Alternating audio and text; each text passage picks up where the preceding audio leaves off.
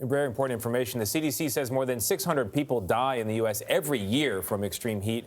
Our Dr. Tara Narula joins us at the table with more on this. So, Tara, there are 3 stages to heat emergency. What are the warning signs in the body, and then what are the precautions people can take to protect themselves? Right. So really what happens is your body's temperature control system becomes overwhelmed. We have in our brain an area that controls our temperature pretty finely so that we keep it within 98.6 degrees plus or minus 2 degrees. But the problem is when you start to climb up to over 104, you become at risk for heat stroke. So heat stroke is when your core temperature is 104 or higher and you start to have central nervous system dysfunction. At those higher temperatures, basically your cells start to break down, your gut becomes leaky, you risk muscle damage, kidney, liver, brain damage, and even heart damage. And really, the mechanisms that the body normally has is that we vasodilate. We dilate those blood vessels in our skin so that we shunt blood to the skin to basically radiate off the heat, and also we sweat.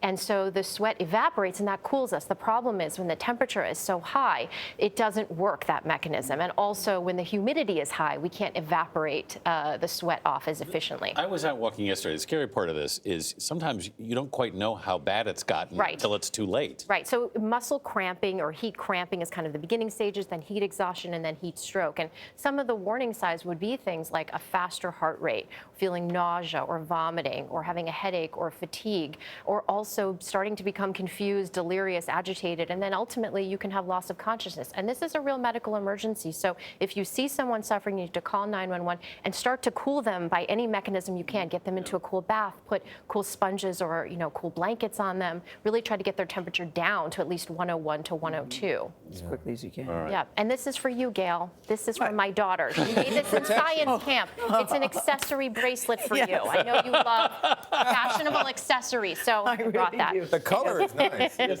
She knows about my hot flashes. Yes. Yeah, thank you. Never too young Thank to you. know. It's portable, too. Yes. It's fabulous, although you might need a bigger fan.